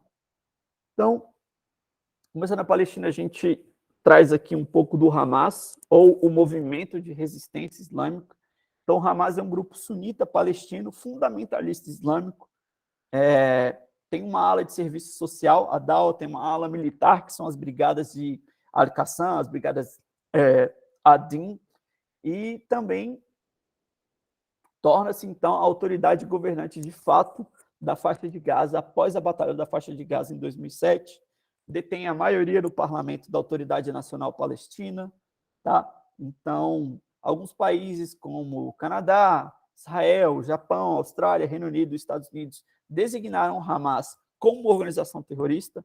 A Nova Zelândia e o Paraguai designaram apenas sua ala militar como uma organização terrorista. Tá? Então, eles consideram que também tem uma parte do Hamas que é importante em todo o funcionamento da sociedade palestina.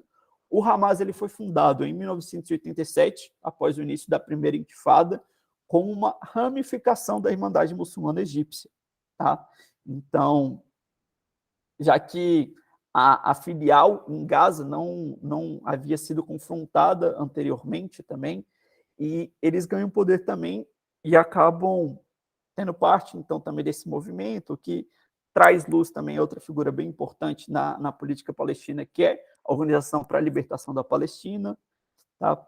Então, a gente tem o Hamas como um dos principais atores nos conflitos com Israel. A ala militar do Hamas lançou uma série de ataques contra civis e soldados israelenses também, ataques contra foguetes. O Hamas tem um arsenal de foguete bem vasto, tá? Principalmente estão foguetes do tipo Qassam, que são foguetes caseiros de curto alcance, que vão ali no máximo até uns 16 quilômetros, mas também tem alguns foguetes de um pouco de longo alcance, de médio alcance também. Tá?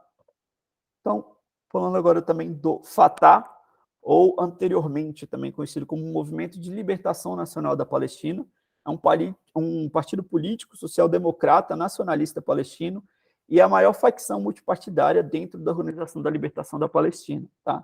E o segundo maior partido no Conselho Legislativo da Palestina. Então, o presidente da autoridade palestina, Mahmoud Abbas, ele é membro do Fatah. Então, considera-se geralmente o Fatah, ele teve um envolvimento bem forte em toda a luta revolucionária e também de apoio de vários grupos militares. O Fatah ele foi identificado assim como um dos principais atores também nessa parte, então, um dos principais atores, então, para algumas mudanças também de política e de atuação também das forças palestinas como um todo. Então, a gente tem também um conflito do próprio Fatah com o Hamas, ali mais ou menos em 2006, por algumas questões de política, tá? Mas o Fatah, ele é, principalmente hoje, mas já historicamente também, ele é extremamente ativo num campo bem chave, que são os campos de refugiados palestinos. Tá? Então, se a gente pensa também nessa parte de controle desses campos de refugiados, é basicamente do Fatah e toda a organização provém do Fatah. Vamos falar um pouco mais depois também, mas só passando então, temos a Autoridade Nacional Palestina, que também é conhecida comumente só como Autoridade Palestina, e é oficialmente o Estado da Palestina, é o órgão governamental que é controlado pelo Fatah, que exerce controle civil parcial sobre as áreas ali, que depois eu vou mostrar um mapa para vocês, mas que são conhecidas as áreas A e B da Cisjordânia, como principalmente consequência dos acordos de Oslo ali de 93 a 95, tá? A Autoridade Palestina controlava também a faixa de Gaza antes das eleições palestinas de 2006 e o subsequente conflito que eu trouxe para vocês com o Hamas. Tá? Então, trazendo aqui por último, falar um pouco mais da OLP. Tá? A OLP é uma organização política e militante nacionalista palestina, fundada mais ou menos ali em 1964, que tinha como objetivo inicial estabelecer a unidade árabe e um Estado sobre o território da Palestina obrigatória. Tá? Então, principalmente em oposição ao Estado de Israel. Em 93, junto do Acordo de Oslo, a aspiração do OLP para um Estado árabe foi revisada para ser especificamente os territórios palestinos sob ocupação israelense desde a Guerra de 67. Tá? Então, atualmente, está sediada na cidade de Al-Biré, na Cisjordânia, e é reconhecido como a única representante legítima do povo palestino por mais de 100 países com os quais mantém relações diplomáticas. Como governo oficial reconhecido desse Estado de jure, né, da Palestina, ele goza de um status de observador nas Nações Unidas e, devido às suas atividades militantes, também é incluído em diversos atos de violência, principalmente destinados aos civis israelenses. Tá? Bruno, eu quero só fazer uma intercorrência nessa parte aqui, por favor, que é Claro. aquelas indicações que a gente sempre faz. A gente vai estar no material complementar isso, mas para assistir o filme Os Acordos de Oslo, que é muito bom e mostra todo esse. É um filme recente, mostra todo esse processo de negociação e como foi importante a mediação de um terceiro ator, no caso, a Noruega, para literalmente fazer, e aqui eu falo porque eu sempre uso isso nas nossas negociações, a comparação com equilíbrio, de colocar as partes para conversarem.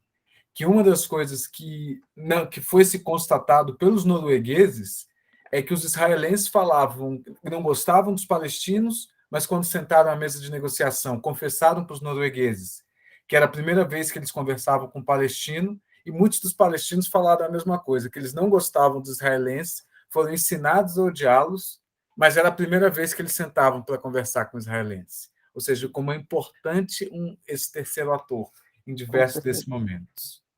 Com certeza, perfeito. Bom, então fica aí já a dica, pessoal. Se vocês quiserem depois, não tiverem com sono depois da aula, já correrem aí para assistir um filminho, fica aí a dica para vocês. Então, trazendo um último ponto aqui sobre a Palestina, a gente tem que falar dessa figura bem central, que é o Mahmoud Abbas, que ele é o presidente do Estado da Palestina, o presidente da Autoridade Nacional Palestina, presidente da Organização para a Libertação da Palestina, OLP, presidente do Fatah, tá? Então, desde 2009. Então, a gente não tem como pensar em autoridade política palestina sem pensar neste ator aqui, tá? Então, Abbas ele foi eleito em janeiro de 2005 para servir como presidente da Autoridade Nacional Palestina até mais ou menos ali janeiro de 2009, mas ele estendeu seu mandato até a próxima eleição em 2010, citando a Constituição da OLP também. Então, vocês vão ver um pouco mais para frente como fica, aliás, bem confuso e se mistura também, principalmente essa atuação da Autoridade Palestina, da OLP, então, qual que deve ser seguido, qual que tem primazia quanto ao outro, tá? Então, isso é bem usado e permeia bastante essas relações. Tá? Então, vamos seguindo aqui para falar então um pouco mais da Síria, tá?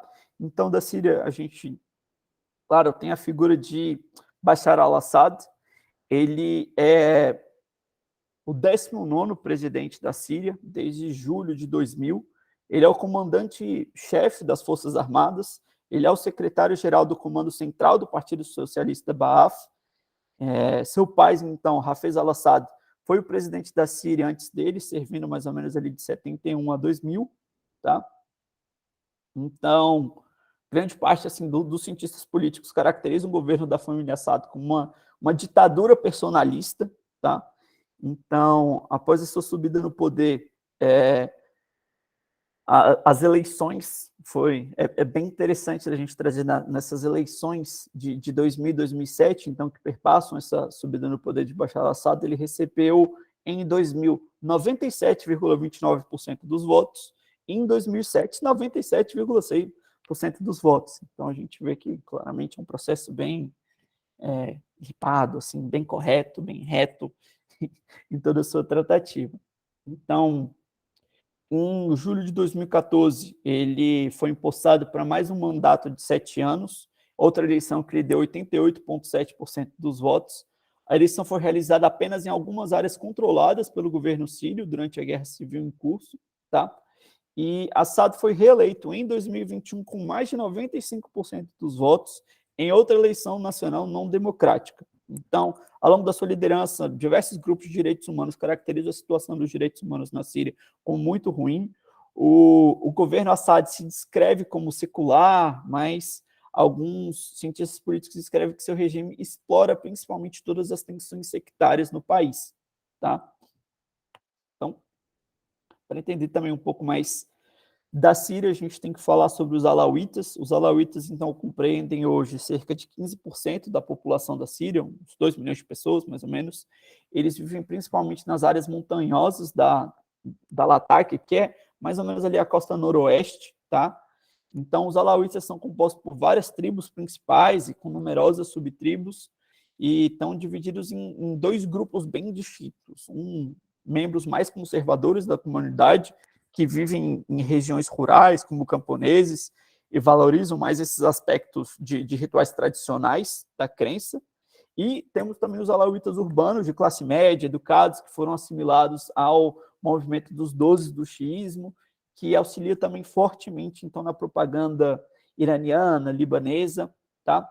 Então, acredita-se que a seita alauíta, que era supostamente um dos discípulos ali dos 10 primeiros imãs xiitas, se formou ali mais ou menos em 868, tá? Os alauítas também eram chamados de Nusaires, até que os franceses, então, eles tomaram o controle da Síria em 1920, eles impuseram esse nome alauíta para ter significado como seguidores de Ali, tá? Então, a gente vai lembrar que a gente já falou aqui também, então, da sucessão de Muhammad, que a gente tem Abu Bakr e Ali, tá? E foi criado, então, esse termo imposto, tá, pelos franceses, mas para acentuar as semelhanças da seita, principalmente também com o islamismo xiita. Tá? Um último ponto aqui também é tratarmos um pouco do Exército Sírio Livre, tá? Que foi uma facção durante a Guerra Civil Síria, mais ou menos ali de 2011 até 2012, era considerado, no final de 2011, como o principal grupo de desertores militares políticos, teve sucesso contra as forças armadas do governo, muito melhores em vários dos embates, tá? O Exército Sírio Livre pretendia ser esse braço militar da oposição do governo sírio e visava, então, derrubar o governo por meio de operações armadas, encorajando as deserções do exército e realizando também uma série de outras táticas de guerrilha para que isso ganhasse um pouco mais de corpo também. Então, a gente tem um fato bem importante, que após a intervenção militar turca na Síria, em 2016, à medida que outros países começaram a reduzir seu movimento, o exército sírio ele começou a se tornar um pouco mais dependente também de algumas outras forças externas, e com a presença turca isso foi decaindo cada vez mais, e a gente tem então que o exército sírio livre vê na Turquia então um ponto de apoio, tá? Para, então, ser um pouco revivido, ter novamente um corpo que foi se perdendo desde 2012 com o movimento, e também das sucessivas derrotas que eles sofreram nos embates contra o governo de Assad. E a última figura aqui da Síria é, então, Abu Bakr al-Baghdadi, tá? Que ele foi um militante iraniano e o primeiro califa do Estado Islâmico. Tá? Então, eu trago aqui ele mais para a gente entender um pouco mais, mas ele é uma das grandes vozes, então, também da área salafista jihadista no Estado Islâmico. Ele se juntou à Al-Qaeda no Iraque, ali, mais ou menos em 2004. Ele foi nomeado o Emir, ou mais alto líder, em 2010. Tá? Então, é uma figura bem importante também.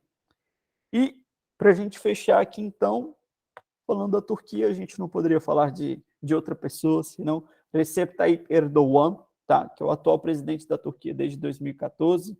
Ele já tinha atuado como primeiro-ministro da Turquia de 2003 e 2014, já tinha sido também prefeito de Istambul de 94 a 98. Ele fundou o Partido da Justiça e Desenvolvimento em 2001 e levou uma série de vitórias eleitorais nas eleições de 2002, 2007, 2011, antes dele ser obrigado a renunciar após a sua eleição como presidente do partido. Tá? Então, ele retorna ao partido em 2017 e, por meio também de um referendo constitucional, ele retorna e ganha mais poder também dessas entradas no partido que ele ajudou a criar.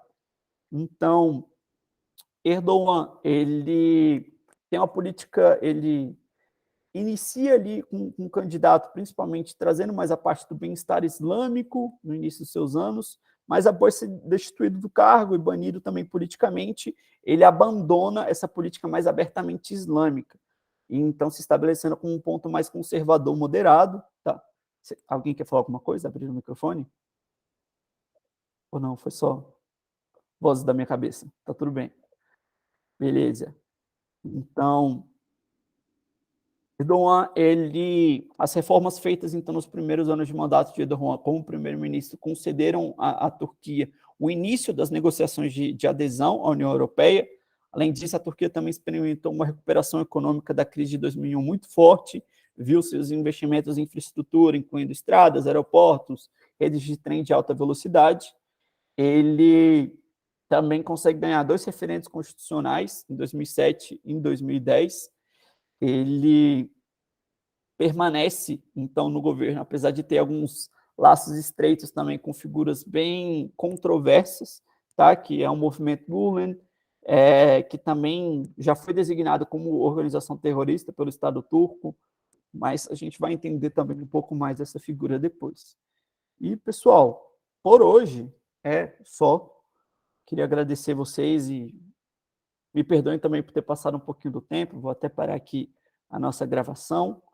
Ou vocês querem já fazer alguma pergunta? Se tiverem qualquer dúvida, a gente ainda mantém aqui, até para as outras pessoas também pegarem. Tem alguma pontuação? Tem alguma dúvida que vocês querem trazer?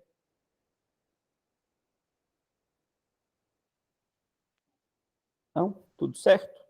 Eu tenho, Bruno. Tem os camelinhos nesse curso, no final ou não? Não, dessa vez eu vou mudar, tá? Então agora eu vou para diversos símbolos do mundo do Oriente Médio. Então não vou trazer mais só camelinhos, vou trazer outros artífices culturais também do Oriente Médio. Então, gente, muitíssimo obrigado pela presença aqui de todos. E